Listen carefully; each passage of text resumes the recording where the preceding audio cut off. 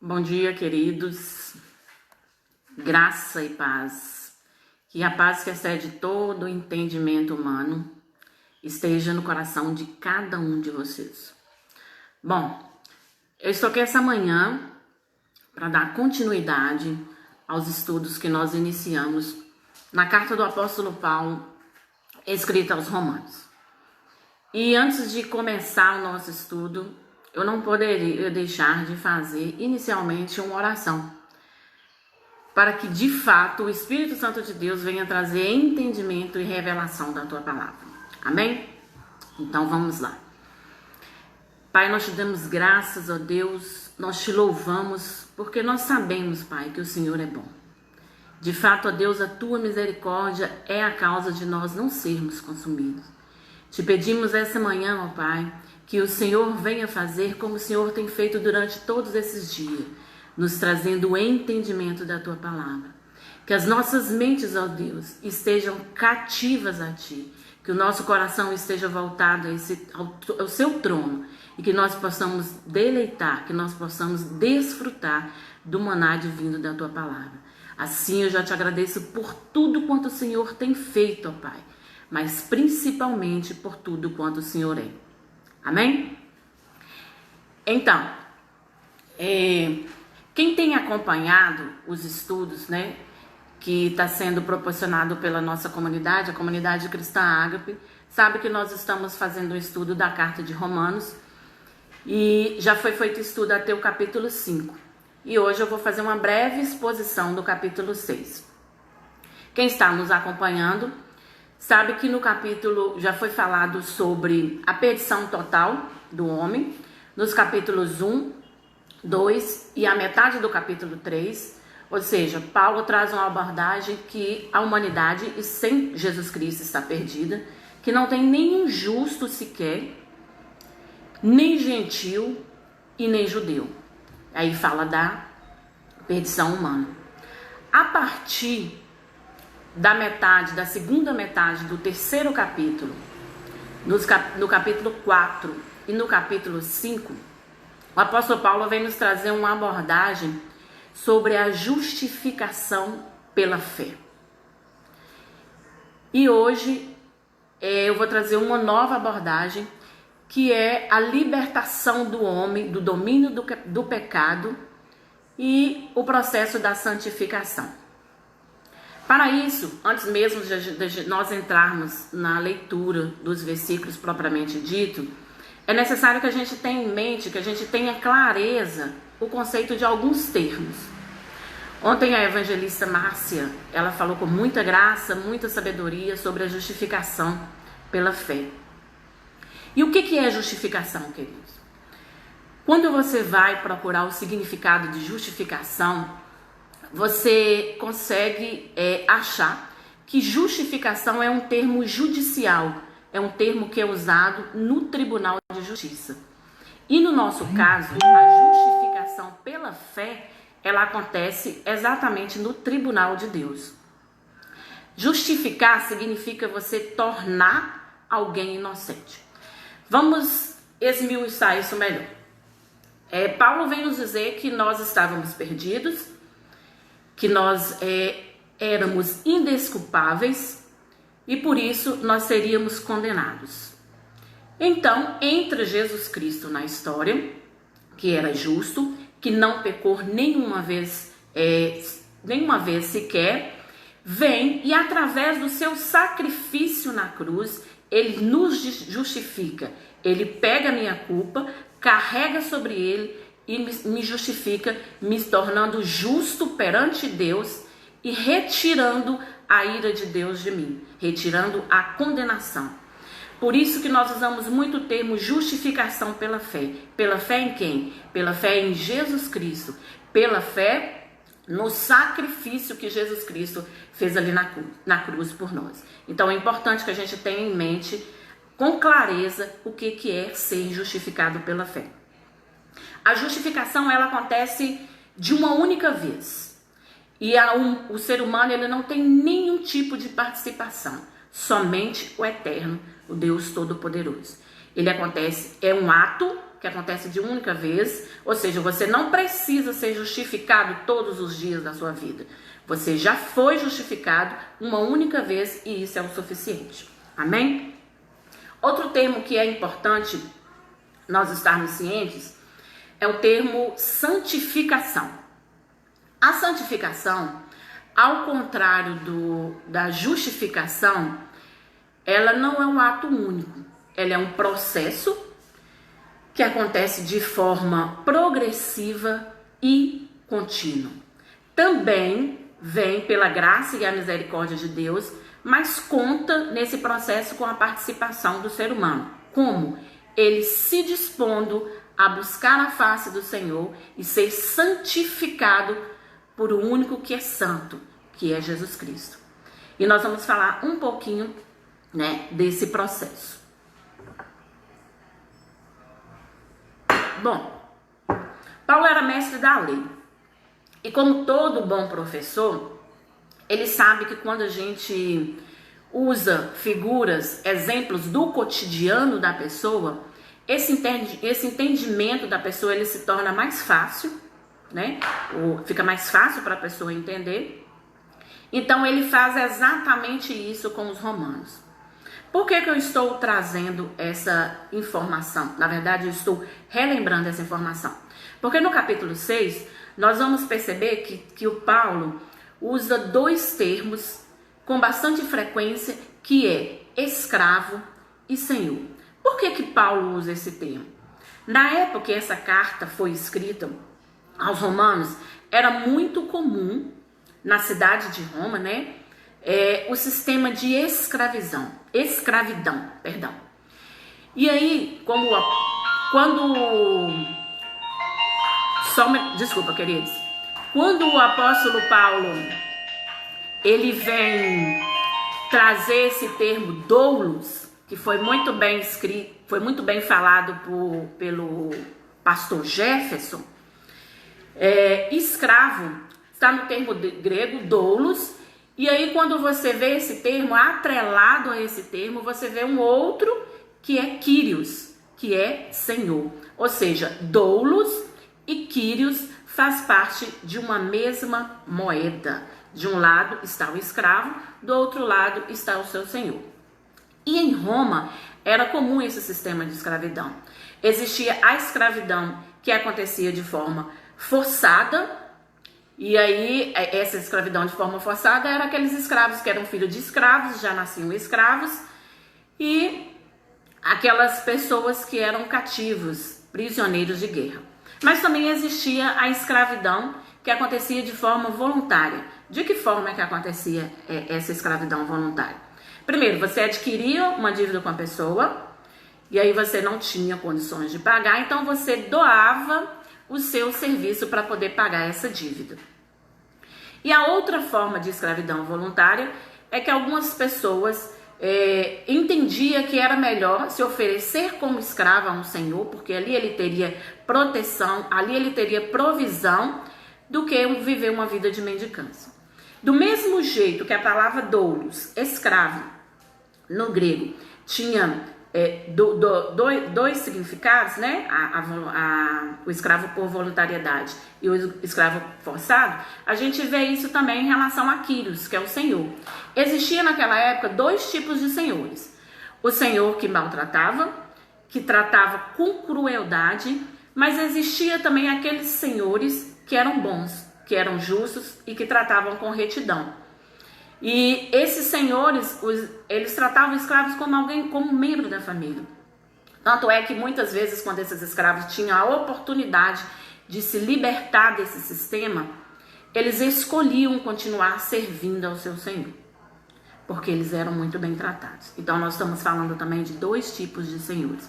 Fato é que o escravo, sendo forçado ou não, ele não tinha direito de escolha no sentido de ter ação própria.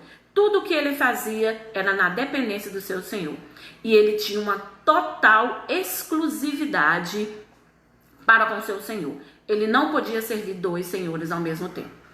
E aí, no capítulo 5 de Romanos, Paulo no capítulo 5, versículo 20, ele traz uma questão que eu dou uma cutucada um pouco nos judeus, que está escrito assim. Capítulo 5, versículo 20. Sobreveio a lei para que avultasse a ofensa, mas onde abundou o pecado, superabundou a graça. Queridos, como eu já disse para vocês, né? Paulo era mestre, ele era um bom professor.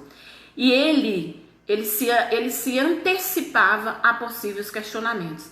Quando no capítulo 5, no versículo 20, ele fala que que a lei veio para que o pecado se avultasse, ele já logo pensou, gente, bom, eu vou falar isso aqui, mas provavelmente isso vai causar uma reação no judeu.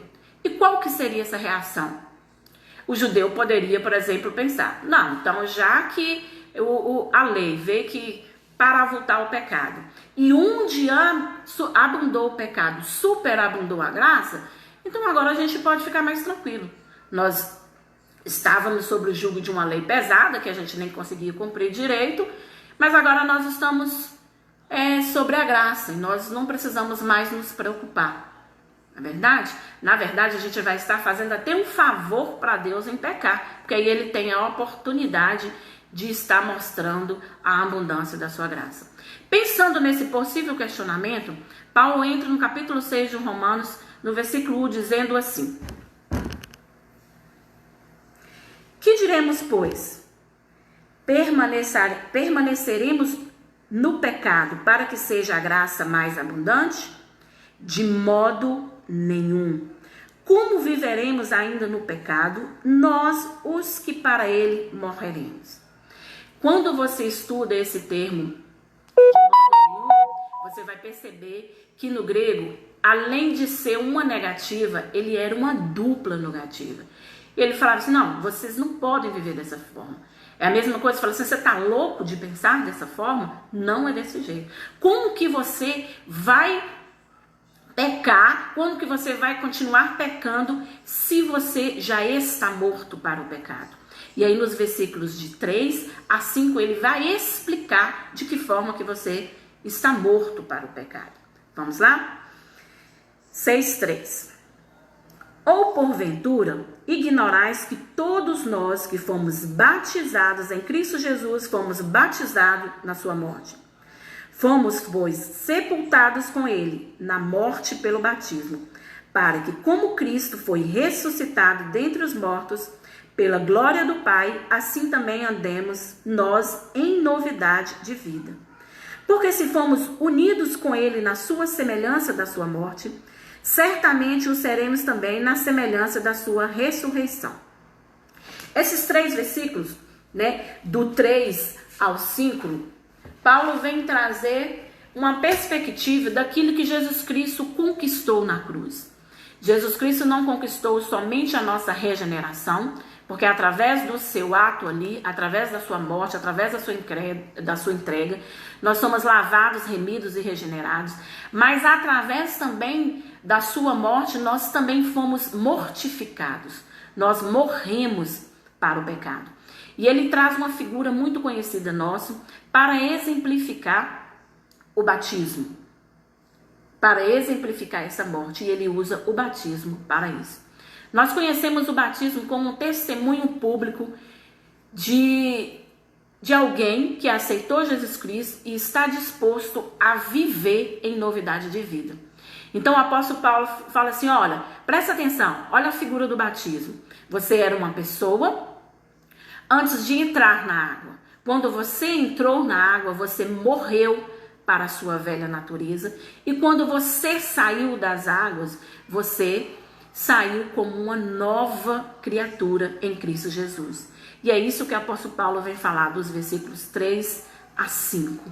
Que você está morto para o pecado, que nós somos participantes da morte de Cristo, no sentido de também morrer ali com ele para o pecado, mas também nós somos participantes da ressurreição de Cristo, no momento que ele vence a morte e é ressuscitado.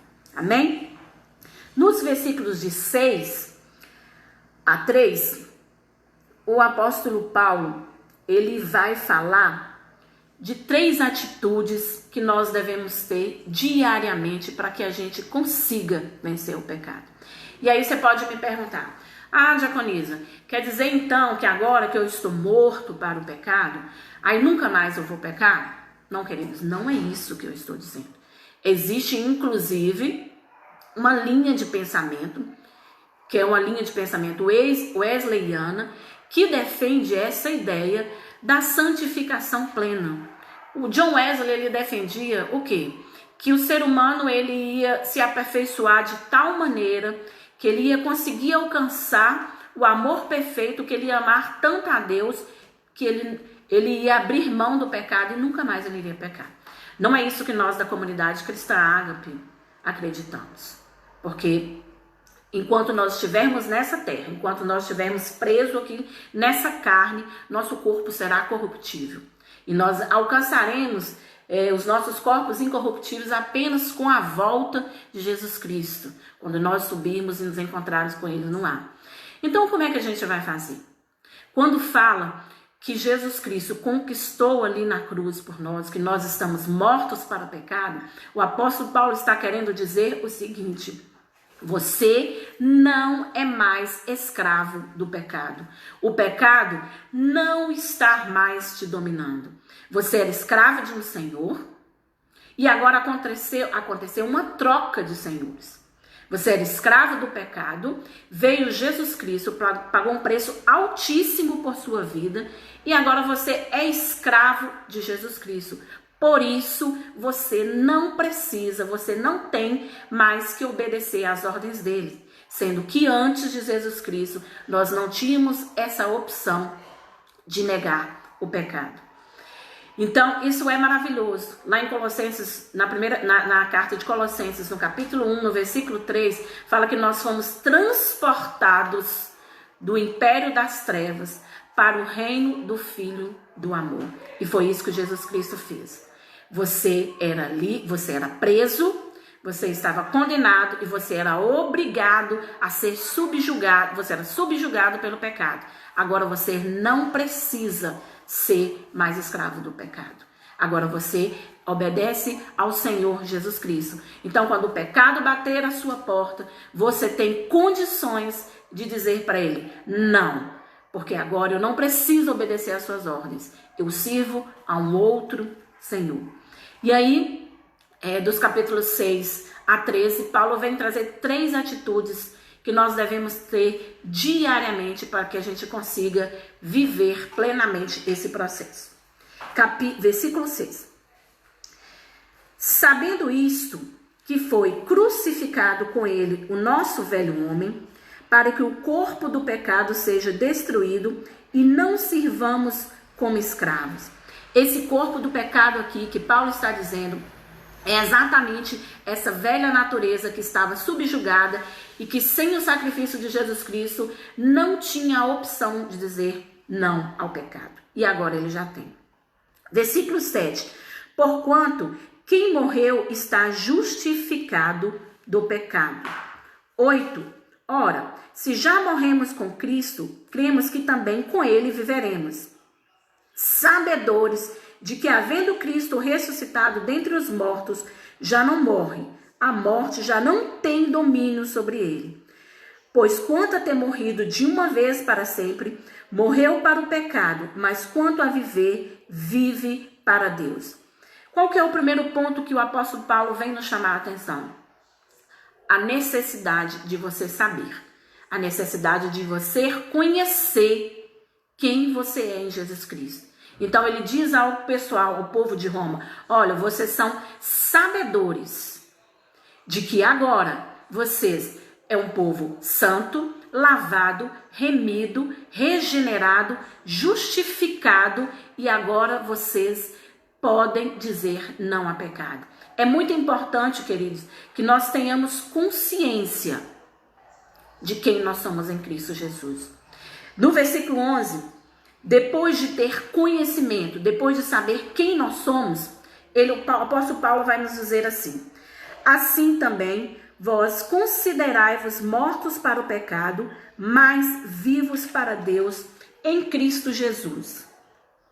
Não reine, portanto, o pecado em vosso corpo mortal, de maneira que obedeçais às suas paixões. Depois que você toma consciência do sacrifício de Jesus Cristo ali na cruz por você, depois que você toma consciência de quem você é nele, depois que você toma consciência de quem agora é o seu Senhor, você precisa se considerar aquilo que a Bíblia diz que você é. Infelizmente, no nosso meio cristão, a gente tem visto muitas pessoas se apropriarem do termo posse de forma errada. Muitas vezes a gente vê uma pessoa declarar, eu tomo posse, mas muitas vezes esse tomar posse fala apenas de bens materiais. Quando na verdade nós precisamos tomar posse daquilo que a Bíblia diz que nós somos. Então, a partir do momento que a Bíblia diz que eu sou justificado e que eu preciso viver no processo de santificação, eu preciso me considerar já justificado e dessa maneira proceder. Então, primeiro a gente toma conhecimento de quem nós somos e depois nós tomamos uma postura e começamos a considerar que nós somos aquilo que a Bíblia diz que nós somos. Amém? E por último, no versículo 13, o apóstolo Paulo vem nos dizer assim: nem ofereçais cada um os membros do seu corpo ao pecado, como instrumentos de iniquidade, mas oferecei-vos a Deus como ressurretos dentre os mortos e os vossos membros a Deus como instrumentos da justiça. Paulo está dizendo, querido irmão, agora que você sabe quem você é, agora que você já tomou uma postura, agora que você já está se considerando justificado, é necessário que você se ofereça a Deus. E de que forma nós podemos nos oferecer a Deus? De várias formas, mas a principal é seguindo os seus mandamentos. E uma forma bem interessante de nós estarmos oferecendo a Deus é no serviço cristão. Então, resumindo esses 3 pontos, você toma consciência de quem você é através do conhecimento, e esse conhecimento, ele vem pelo estudo e pela meditação diária da palavra. Você precisa você precisa investir tempo no seu momento devocional, com a leitura, meditação e comunhão com Deus. A partir desses 3 princípios, você já tem condições de saber quem você é. E para você se considerar, para que você tome posse disso, é necessário que você faça o quê? Exercite a sua fé. Foi dito numa live que nós tivemos recentemente, Caminhos da Fé, muito boa, por sinal, muito esclarecedora, que a fé é você crer.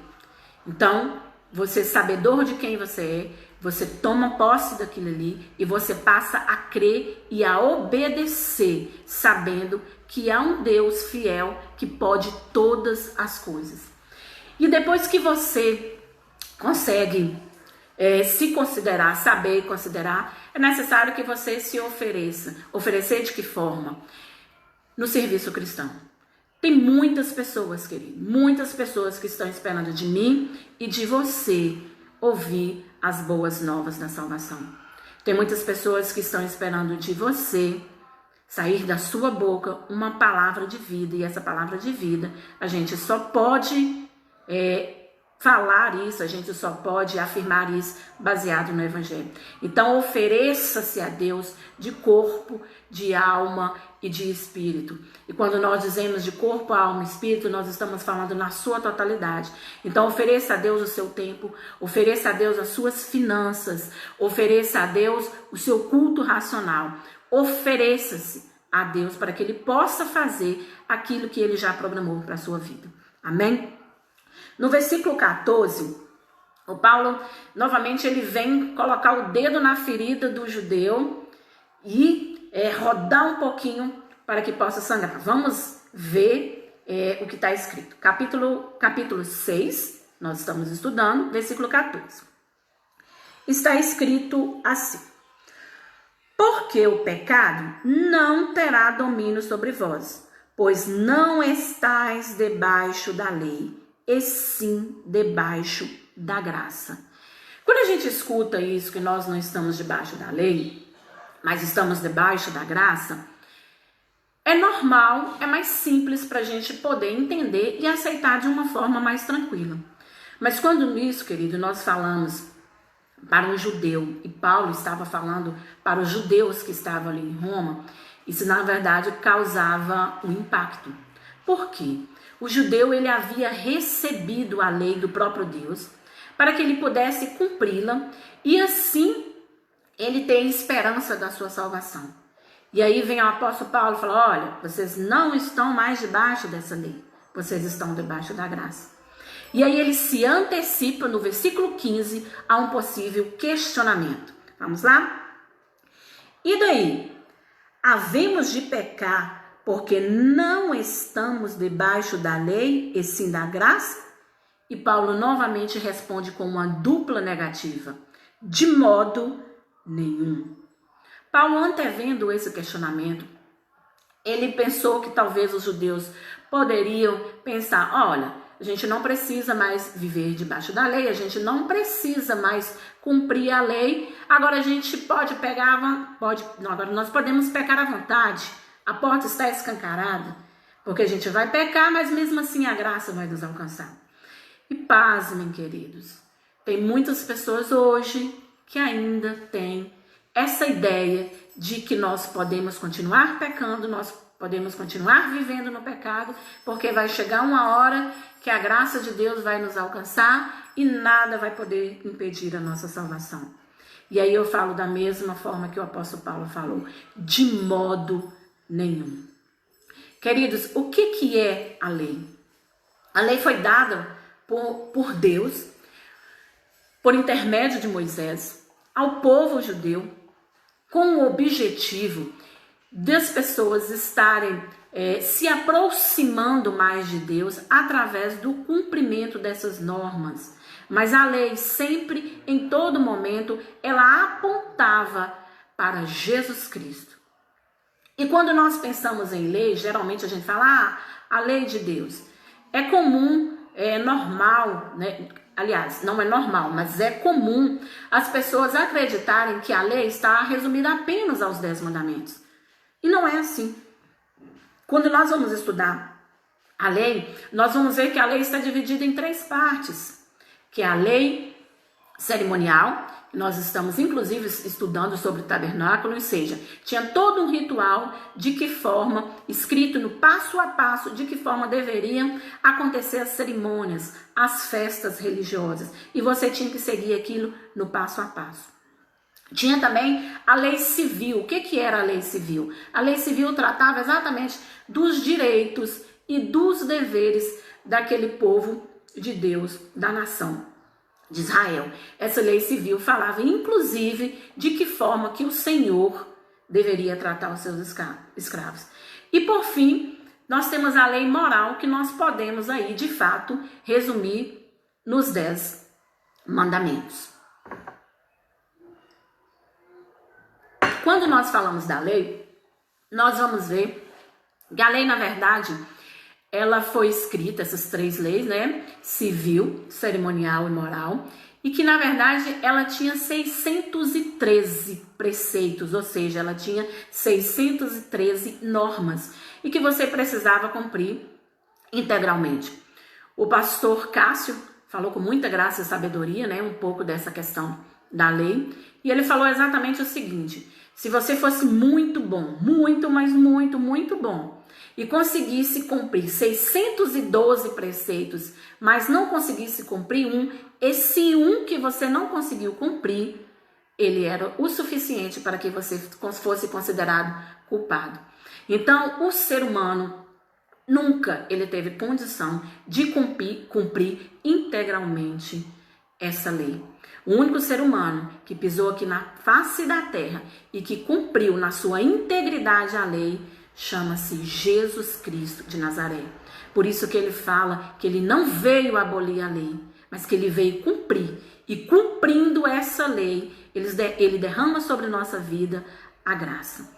Então, o que de fato significa? O que Paulo estava dizendo para aquele povo ali de Roma? Ele estava dizendo, olha, você não pode viver debaixo da lei, porque você não tem condições de cumprir todas essas normas que a lei. A lei, na verdade, é você querer agradar a Deus com os seus esforços. E você não tem condição de fazer isso com seus esforços. Você necessita da graça de Jesus Cristo. Então, viver debaixo da graça é aceitar que sozinha eu nunca vou conseguir agradar a Deus. Mas aceitar humildemente a graça, que é um favor imerecido. Eu não mereço, mas Deus assim determinou que eu recebesse. Então, é um favor imerecido. Eu aceito essa graça na minha vida e agora eu tenho condições de servir a Deus.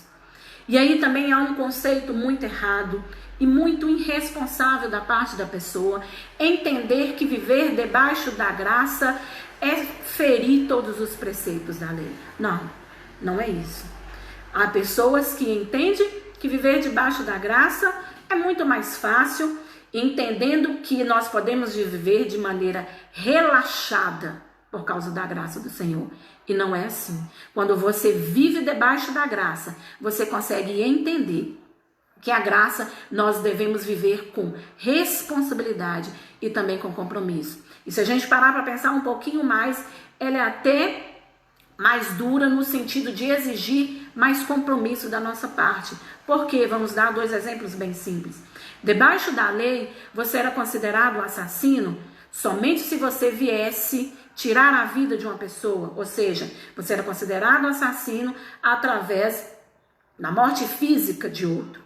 Mas na lei, está debaixo da graça. Na graça, o próprio Jesus Cristo fala, olha, se você olhar com um olhar de ódio para o seu irmão, você já é considerado um assassino. Outro exemplo prático, debaixo da lei, você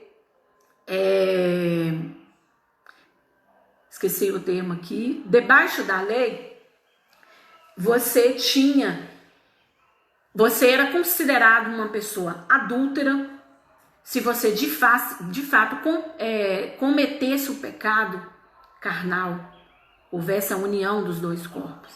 Mas debaixo da graça, Jesus Cristo vai falar, olha, se você olha para o outro, se você olha para a mulher do seu irmão, com um olhar de desejo, você já é considerado adulto. Então nós precisamos ter compromisso, nós precisamos ter responsabilidade, ser grato a Deus, como vai falar no versículo 16 e 17. Nós precisamos ser grato a Deus por essa graça, porque essa graça nos alcançou e hoje nós temos paz com Deus. Nós não estamos mais debaixo da ira de Deus por causa dos nossos pecados, mas nós precisamos ter responsabilidade e compromisso e saber o que de fato significa viver debaixo da graça. Amém? No versículo 16 está escrito assim: não sabeis que daquele a quem vos ofereceis como servos para a obediência, desse mesmo a quem obedeceis sois servos, seja do pecado para a morte ou da obediência para a justiça. Paulo está falando aqui, nada mais é do que você não pode servir a 2 senhores. Como disse no início desse estudo, a dedicação do escravo era exclusiva. Então, quando nós éramos escravos do pecado, nós não podíamos servir a Jesus Cristo, nós não podíamos servir a Deus. Mas agora, escravos de Deus, nós não podemos nos deixar vencer pelo pecado, nós não podemos servir ao pecado. E aqui ele coloca diante de mim e de você. Você pode escolher quem você vai servir. Você vai servir ao pecado, a sua recompensa é a morte. Você vai servir a Deus, a sua recompensa será a vida. Mas no versículo 17, com grande júbilo, ele nos diz exatamente assim: mas graças a Deus, porque outrora, ou seja, no passado, escravos do pecado, contudo, viestes a obedecer de coração a forma de doutrina que fostes entregues. Versículo 18. E uma vez libertados do pecado, fostes feitos servo da justiça. O que o Paulo está nos dizendo aqui, nesses 2 versículos? Ele está falando assim, queridos, Eu dou graças a Deus. Eu glorifico a Deus, porque antes vocês eram escravos do pecado. Mas Deus, com sua infinita misericórdia, com a graça redentora de Jesus Cristo, te salvou, te libertou da escravidão do pecado.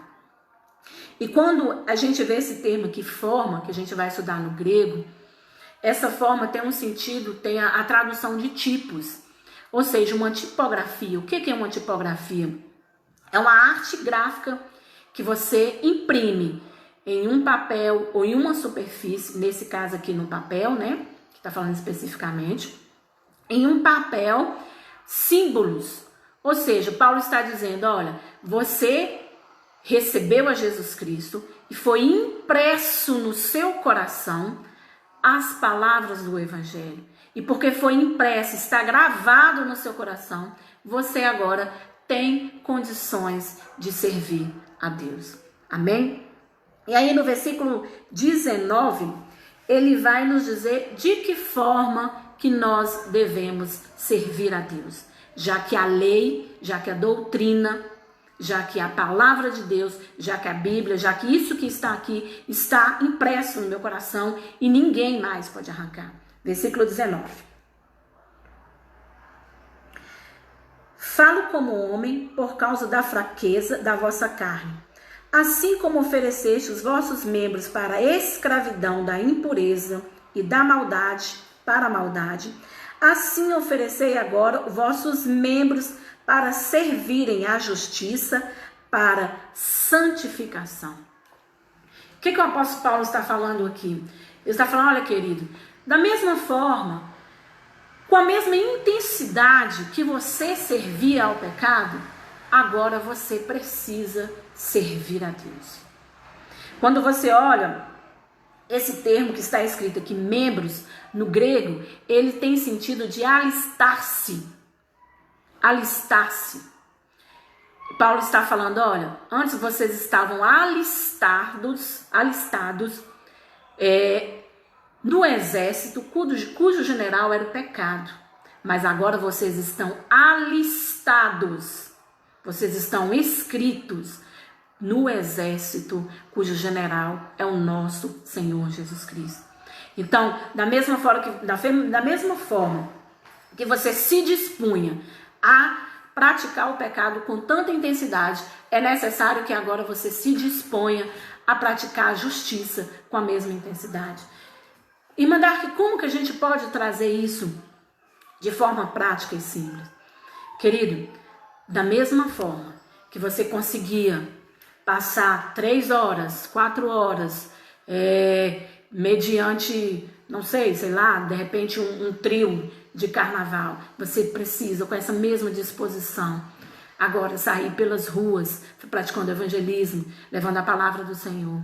Da mesma forma que talvez você tinha disposição de patrocinar uma farra, um evento, onde a imoralidade, onde a promiscuidade estava presente, dessa mesma forma, você precisa, com essa mesma intensidade, estar disposto a gastar as suas finanças para abençoar a vida de outras pessoas.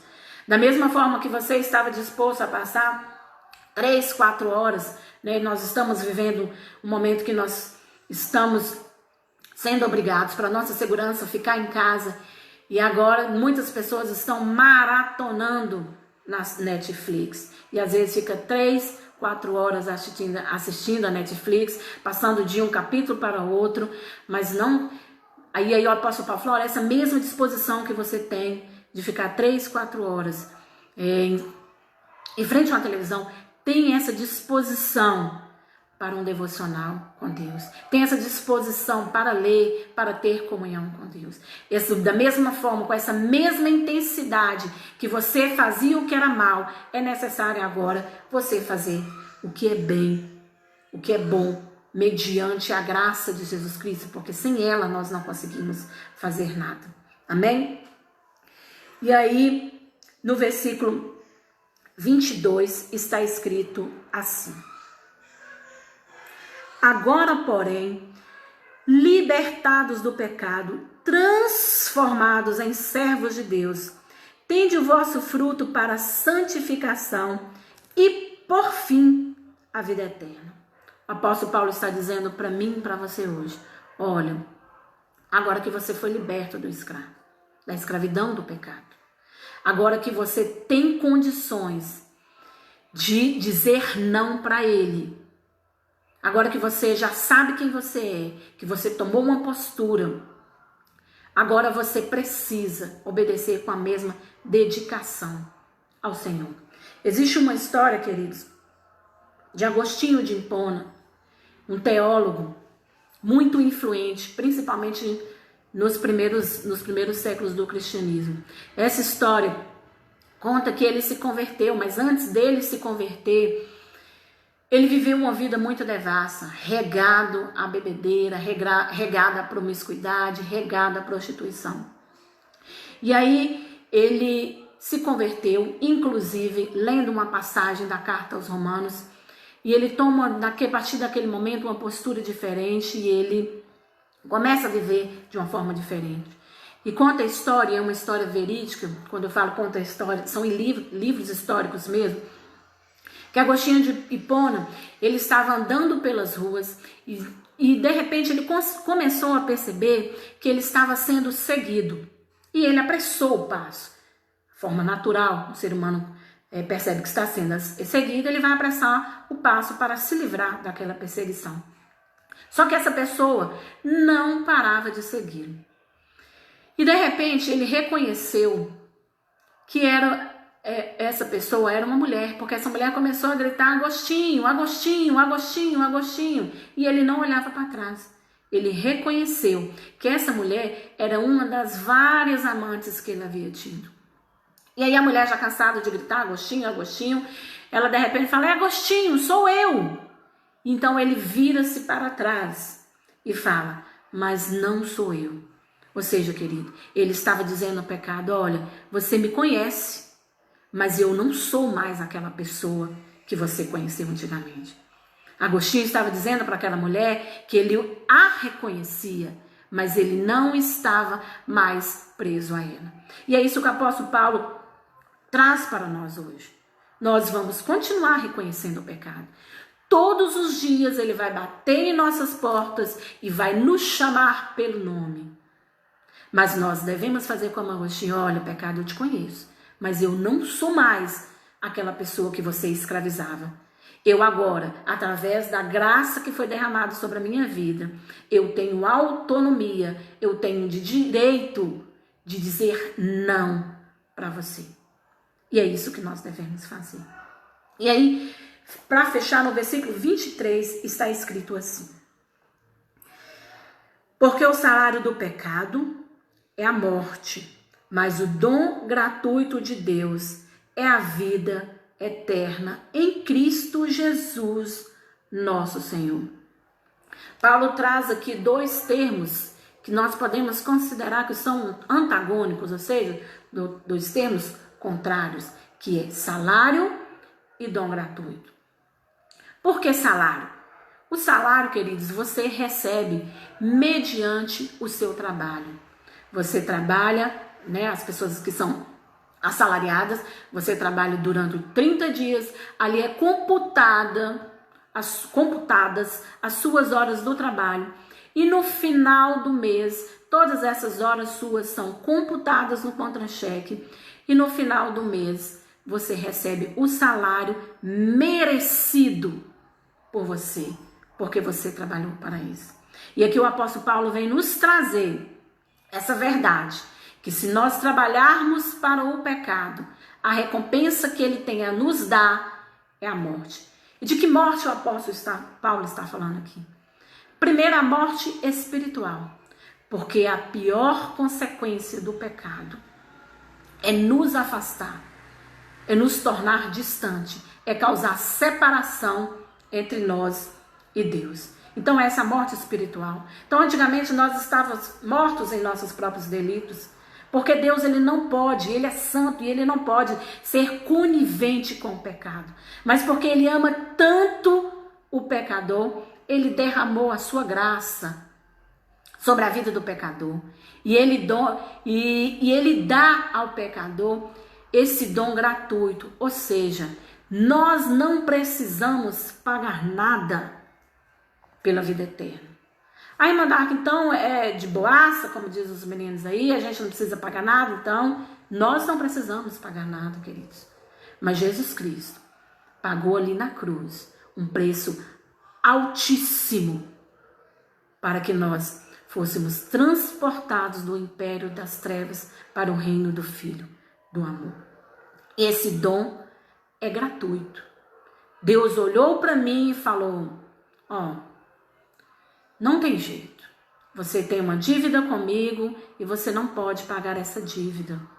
Mas eu amo tanto você, tanto você, que eu vou enviar o meu filho sem nenhum pecado, sem ter feito nada de errado. E ele vai trazer sobre a sua vida essa graça, mediante o sacrifício dele ali na cruz. Quando nós paramos para pensar no morte de Jesus Cristo, queridos, ele teve grande tribulação, grande dor. Ele sofreu na alma. O próprio Jesus Cristo me fala, diz, né? Ele fala, minha alma está angustiada até a morte. Por quê? Por mim e por você. Ele sofreu na carne, feridas. Quando a gente para estudar um pouco do processo de crucificação no Império Romano, a gente vai ver que os chicotes que eram utilizados pelos soldados romanos, eles tinham pedaços cortantes de ossos na sua ponta. De forma que toda vez que a pessoa era chicoteada, aqueles pedaços de ossos entravam e saíam rasgando. E Jesus Cristo sofreu isso por mim e por você. E ele dá hoje para mim e para você isso de forma gratuita. Merecemos? Não, não merecemos. Mas assim o Senhor determinou para minha e para a sua vida. E assim, Deus coloca diante de você hoje a morte com a vida. E aí a gente pode parar para pensar e ficar desesperado e falar assim, irmã Dark, e agora? A gente está morto para o pecado? Mas e se a gente pecar? Você disse no início que nós estamos livres do pecado. Mas o pecado ainda continua nos tentando. De que forma, então, que a gente vai fazer? Se eu pecar, então acabou tudo para mim? Não tem mais jeito? Não, queridos. O apóstolo Paulo, nessa carta aos Romanos, ele vem nos trazer uma perspectiva de que o pecado, ele precisa ser um acidente em nossas vidas. Ele precisa acontecer de forma acidental e não prevista, como muitas vezes nós fazemos. Então, o que acontece? Vamos considerar que nós estamos aqui nessa vida, num caminho, numa trajetória, e que nós precisamos chegar a um alvo, a um objetivo específico, que é Jesus Cristo. Vamos trazer um pouco para a nossa realidade. Digamos que nós fomos convidados a participar de uma festa de casamento. Mas essa festa de casamento é em uma outra cidade, uma cidade distante, vamos dizer 3.000 quilômetros daqui. E você tem um horário que você começa a sua viagem, ou seja, no momento que você vem ao mundo, você começa a sua viagem. E você também tem um horário para poder chegar nessa festa, porque se você chegar depois desse horário, você vai encontrar os portões fechados. Então você começa a seguir viagem de carro, e você começa a seguir viagem, começa a seguir essa trajetória. Então é comum nessa trajetória de 3.000 quilômetros, por exemplo, um pneu furar. Provavelmente você está contando com esse imprevisto no seu tempo e você consegue lidar com habilidade em relação a isso. Você vai lá, troca o pneu, consegue chegar nessa festa de casamento a tempo. Mas imagine, querido, que se a cada 100 metros o seu pneu fura, você não vai conseguir chegar a tempo. E é essa a ilustração que o apóstolo Paulo vem nos trazer. Olha, na trajetória da sua vida, você vai pecar por acidente. Um pneu furado a cada 3.000 quilômetros. E não um pneu furado a cada 100 metros. Amém? Mas outra coisa que a gente deve ter em mente, de que se nós pecarmos, nós não deixamos de ser filhos de Deus. Essa estratégia Satanás tem usado muito na vida das pessoas, de acusação. Olha, você pecou, agora você não tem mais jeito. E na verdade o apóstolo Paulo vem trazer que, olha, você pecou, mas você continua sendo filho de Deus. Quando nós éramos escravos do pecado, a nossa identidade era de pecar.